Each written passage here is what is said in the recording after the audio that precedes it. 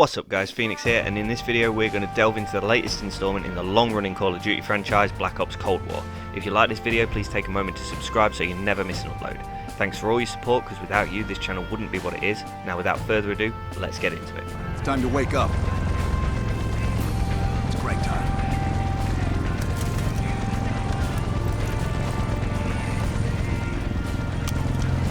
I'm gonna say it. Modern Warfare, released in 2019, set the bar for what Call of Duty games could achieve. While there's always going to be people who will tell you that every release is better than the last, unfortunately Black Ops Cold War suffered some development issues early on that undoubtedly caused it to fall just short of that bar. It's far from a bad game, but during my time with it, I never quite felt like it was pulling me back in the way that Modern Warfare did. FOB4 Ripcord is holding a vital asset Charlie wants real bad. What kind of asset are we talking about? Kind you don't ask about. Cold War's campaign is pretty solid and inspired by actual events. The player creates a custom character at the start of the game, though these options are limited to just a few choices such as skin tone and nationality. The most interesting of these choices is the personality trait, which provides in-game perks to the player. Fans of the original Black Ops games will recognise a few familiar faces, which was a nice touch, and the story is interesting. The fact that the player's choices and actions can have an effect on the ending of the game is what sets it apart from the other campaigns in the franchise. As soon as the train slows down, you and I'll jump off. Bart, Lazar, wait till the next station. Bell and I'll track down Kraus. While there's a small number of players who play Call of Duty games solely for the campaign, the main thing that draws people back year upon year is the multiplayer. This, for me, is where Black Ops Cold War falls slightly short of its predecessor.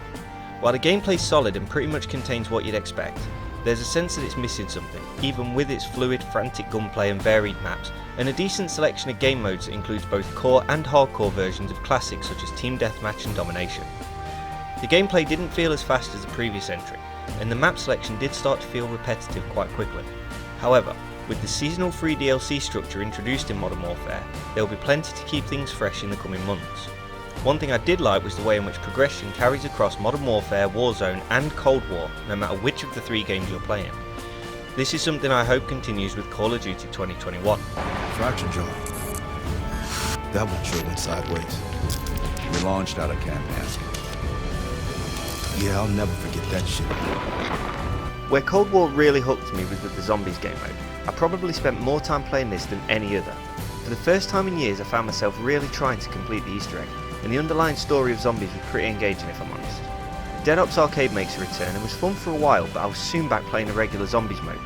There were so many holy shit moments of just surviving a really dangerous encounter that the adrenaline rush became somewhat addictive. We know there's many more zombie maps on the horizon, and it wouldn't surprise me if this becomes the most played mode of Cold War. An aerial recon run revealed this. I want to know everything that's going on inside this building.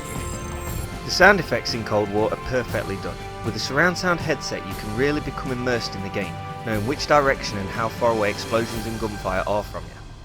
Every weapon sounds different, from the pop of the 1911 pistol to the boom of a sniper rifle, and it lets you feel the power of the weapon simply by sound alone. It's not like the generic sound effects that you get in some first-person shooter games, and it's amazing in that regard.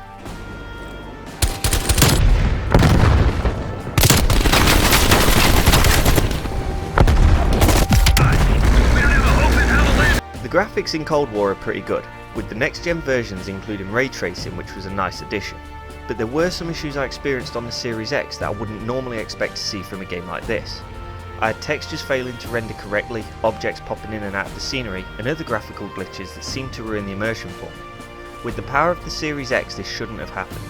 Thankfully, in recent patches, most of these issues seem to have been resolved, and even though all new release games appear to have slight problems like these, there seem to be more of them in Cold War than there were during the launch of Modern Warfare over a year ago.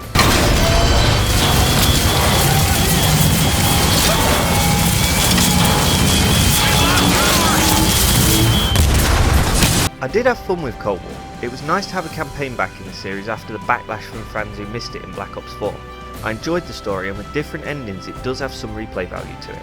The multiplayer was fun enough, and there's a lot of content still to come which should only improve the game, and Zombies is where it shines. The Zombies game mode in Cold War is more fun and dynamic than any Zombies that have come before. As a package, Cold War is well worth the price to pay, and a solid entry in the series. I've been monitoring a nearby KGB field house. I don't know how they found me. I've done everything by the book. Now I know I keep comparing Cold War to Modern Warfare, and I know they're two different games, but if you're going to compare a Call of Duty game to any other, you can only compare it to another Call of Duty game. If I compared it Black Ops to Black Ops, then Cold War outshines Black Ops 4 by reintroducing a single player campaign and improving the feel of the game in almost every way. However, comparing it Call of Duty to Call of Duty, it just doesn't quite live up to the expectations I had after 2019's stunning Modern Warfare. It's a great entry in the franchise, and in my opinion ranks highly amongst the most recent entries in the series. I'd rate Black Ops Cold War a decent 8 out of 10.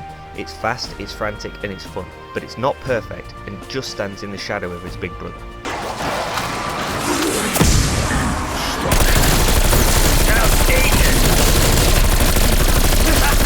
That was fucking funny!